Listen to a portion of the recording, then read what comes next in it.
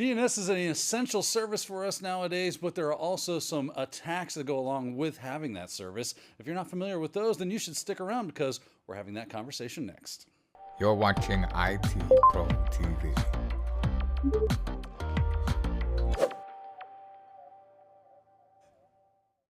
Welcome back to Security Plus here at IT Pro TV. Today we are discussing DNS-based attacks and the things that we need to be familiarized with that for the Security Plus exam. Wesley, you have so eloquently joined us today, and thankfully you have, because we need to get through some of these. Kind of be a little bit confusing.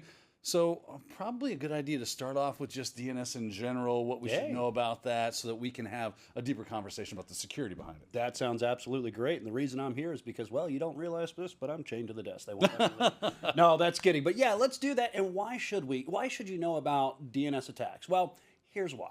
It is one of the most widely used services across the internet today. Why?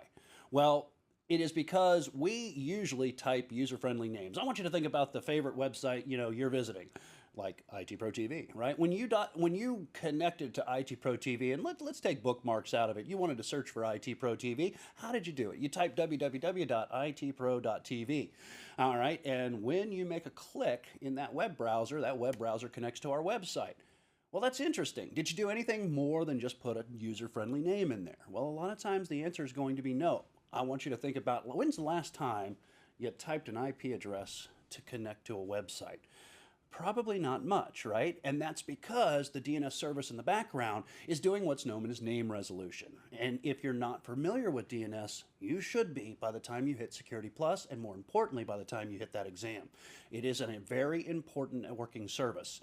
All right, it takes user-friendly names that we call FQDNs, fully qualified domain names. It's a combination of a host name, or a computer name if you will, and a domain name, and it maps it to an IP address. And when that IP address is returned back to us, we can make the connection to the web server. Yeah, this is something that we take for granted, because I always love the story that Don tells about back when he first got into computers, and how he actually had like a legal pad on his desk with every IP of every public internet address that he used, and that's what he used. He used the IP addresses because it was like a handful of it. It was 30 or 50 or 70 or however many it was. But nowadays, we literally have millions, even billions of IP addresses. It would be impossible for us as people to differentiate, but that's a crazy task. So I'm super glad that we have DNS, but because of that being such a ubiquitous service, this is where we can get in trouble. So if we don't know how this service works, we won't be able to understand how it can be attacked. Most definitely. And one of the things that I didn't include in this episode, and I'd like you to keep me honest, bring me back to it. When we get to our demo, I want you to remind me about statically mapping IP addresses the way we did it in the old days, because there is a potential attack that can bypass DNS, not even use it when it comes to name resolution. So I'm glad you brought it up, and we will kind of throw that in as a little bit of a bonus. Oh, he's got the mark. Get the pen out, right? Absolutely. There we go. Here we go. Very good. So let's go ahead, and while Dan's keeping me honest here, let's look at that process a little bit more in depth. So we've got our user right here, and the user is going to try to find a website. And you've probably seen this website before, www.google.com. Remember, that's the user-friendly name, and that essentially is going to be something that we need DNS to map to an IP address. So what happens? All right, the first part of the process is you're going to look locally, and you have what's known as a DNS cache. Now, those of you that are familiar with computing and services out there on the internet probably know that caching techniques are really just to speed up a process of an answer coming back from whatever service is being used, right? And we talk about in CPUs, right? We keep instructions in those caches because they're commonly used, and it can speed up the CPU's computational process, right? But if that information isn't there, we need to ask a question of a server out there on the internet that is going to give us that answer, right? And that's a DNS server. Now, I will tell you, a lot of times our DNS server is going to be something like our ISP's DNS server. Now, don't get me wrong. You could have an internal corporate-based DNS server.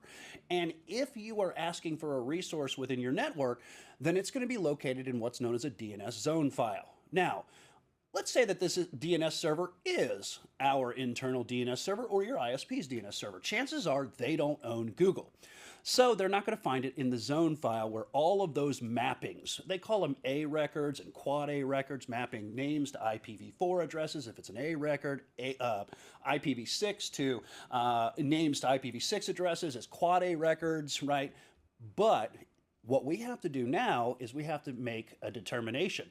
Well, guess what? The DNS server also has a cache, right? And it's going to look to its cache and it's going to say, hey, do I have an answer already for you based on this question that you're asking me? Now, let's get a little transparent here. Typically, your ISP's DNS servers and other DNS servers that your corporation maybe forwards these questions to probably has a large cached pool of answers they've already given or gone out and gotten returned. Right? That'll speed up the process. But for our demonstration purposes, let's go a little bit more in depth. Let's say that DNS server checks the cache and it doesn't find it there. It's going to go out to the root, and the root is the top part of the domain. When we talk about these names, we resolve them right to left. It's backwards than the way we read here in the United States. I know some of our Middle Eastern watchers might read right to left, right? But it resolves from right to left. And there actually is in www.google.com, there is a dot behind there. It's an implied dot, and a lot of times your browsers will fill it in, and we don't actually put it. But that dot represents the highest part of the DNS hierarchy called the root. Now, the root isn't going to have any answer for this DNS server directly related to where's Google's web server.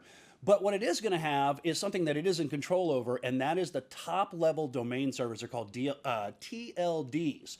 In this case, the query, the DNS query, the question, that's just a fancy name for a question, has a com at the next space from the right to the left. So it's going to say, go talk to the com server.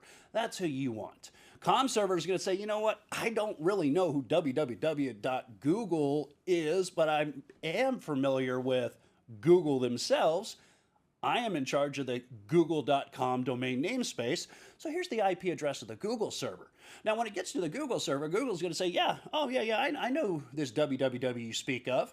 Let's go ahead. We're going to hand you back that information. You'll see my arrow is a little off here, but it's going to hand that information back, and it's going to go down, and it's going to cache it in the DNS cache on that DNS server.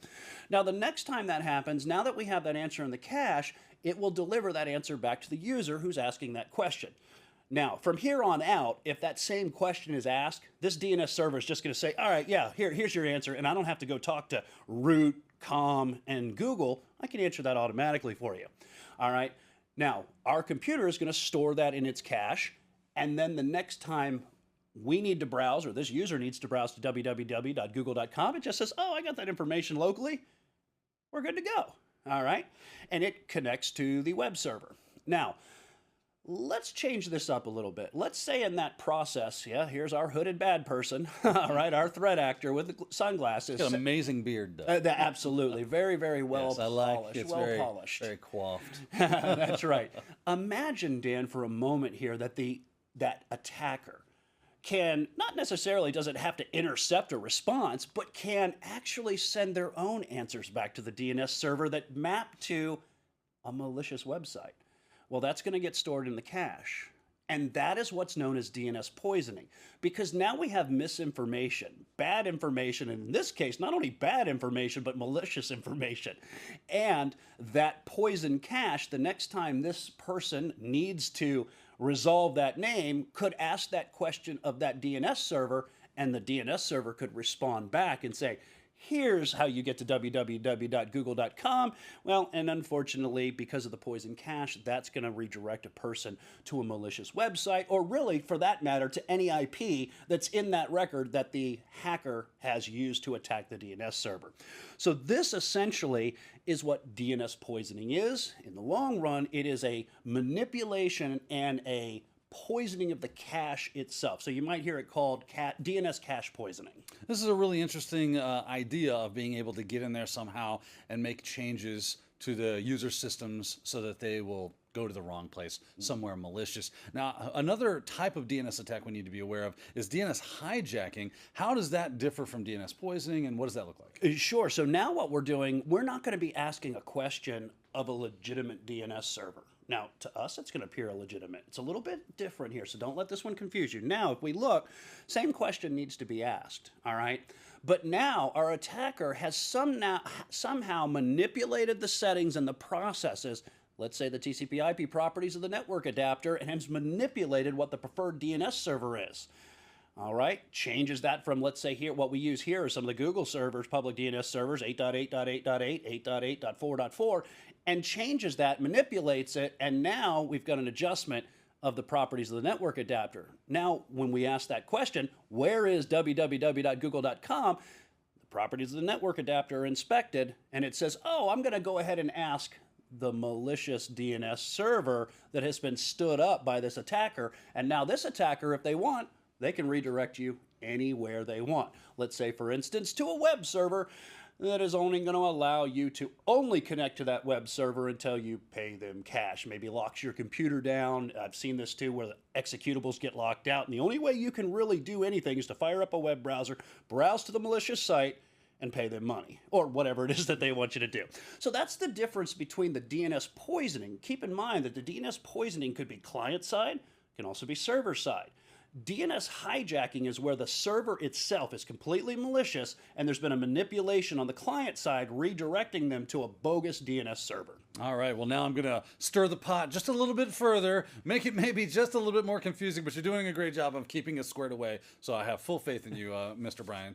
Let's start talking about domain hijacking and how that's different than what we've been talking about. Sure, and it's one of those things that it does get confusing because we're talking about DNS, you say, well, where does the domain hijacking sit into DNS? Well, think of the namespace, right? So for instance here, www.itpro.tv. itpro.tv is a domain. It's a domain namespace, the portion of that domain name, right? Remember the FQDN? Computer name, host name more appropriately, and a domain name. Well, that domain space, we have millions of companies across the world that own and register their domains with these public DNS registers, right? Going all the way back up to ICANN, who actually controls the majority of the entirety of the namespace, then delegates it to 5 regional internet DNS registrars. All right. Now, here's where things can happen and can get a little bit tricky.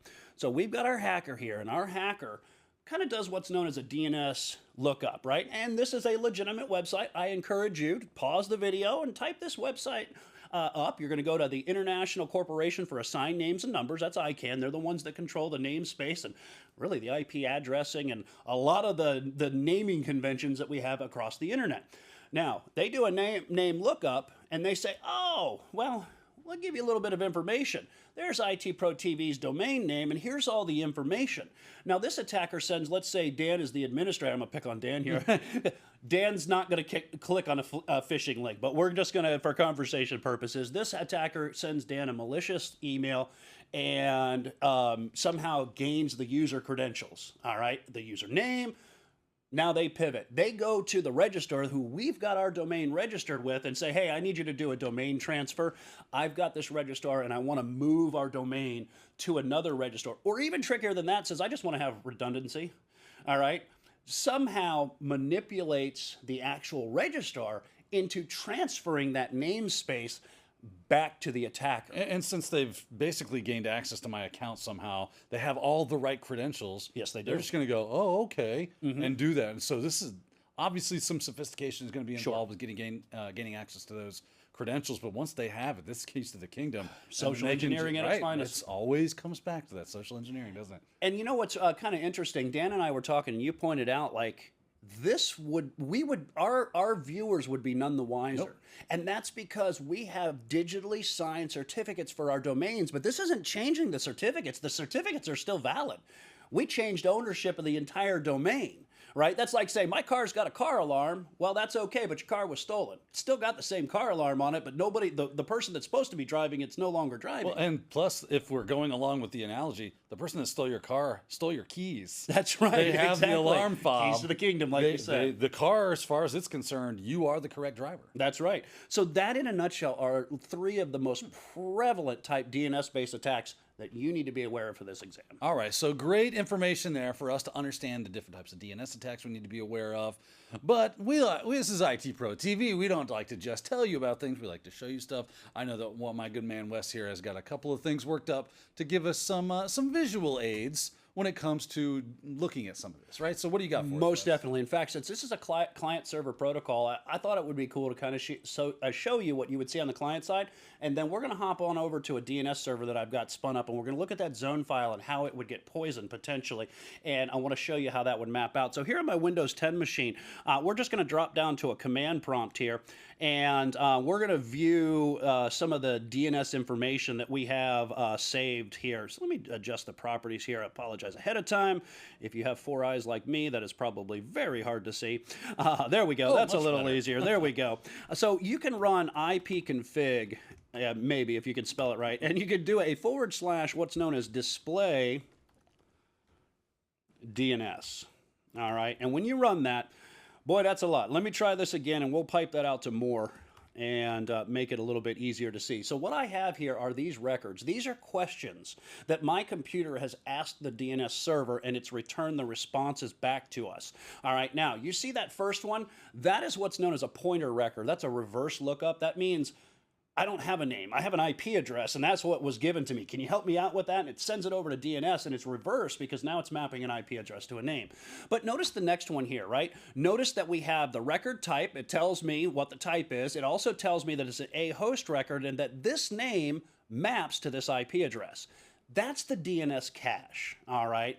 Now, let's say I decide... Oh, and one more thing. Let me go ahead and do a Control-C on this, and let me show you the properties of the network adapter, too.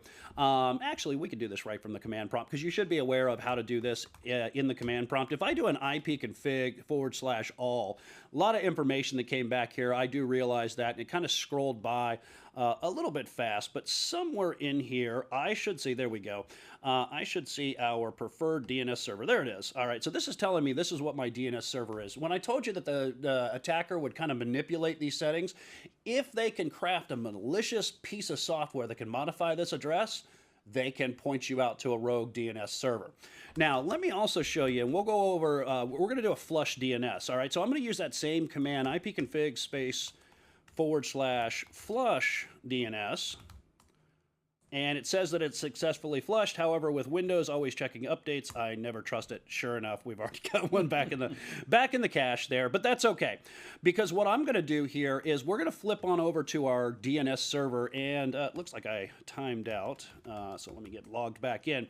And what I've got here is our DNS server console pulled up. Our DNS server console that's pulled up right here, you can see that this is what's known as a zone file. Notice my computer here. This is actually the IP address to the computer we were just looking at. Now, you can also see the IP address right here. This is the IP address to the domain controller that's also running DNS as well. It's got an integrated DNS zone.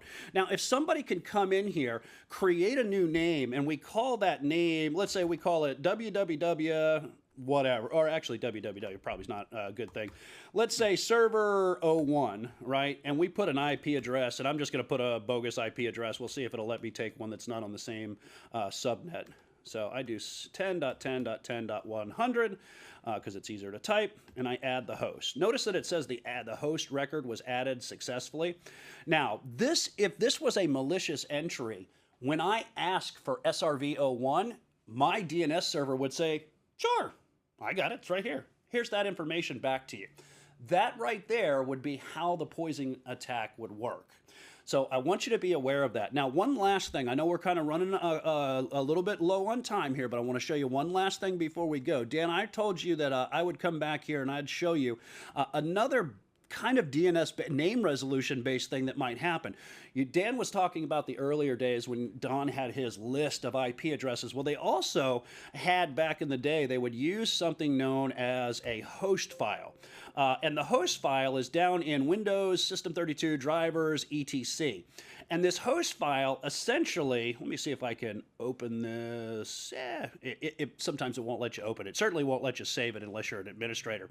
This was a host file that contained static mappings, and there were times when you go to things like Stanford that maintain these large static maps of IP addresses to servers you needed to connect to on the internet, and you'd pull that down and you'd load that up into memory, and then every time you needed to find an address, you would look, and this is how you would find it.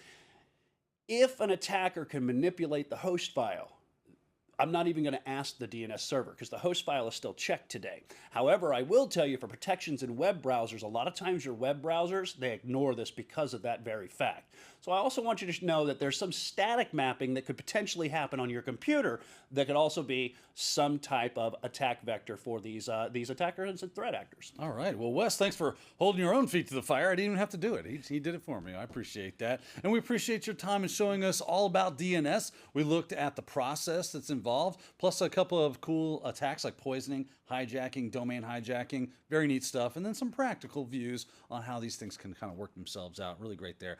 Well, it looks like we're out of time for this episode, but we have more to come in the Security Plus series, so join us when that happens. But as for this episode, thanks for watching. We'll see you next time. Thank you for watching IT Pro TV.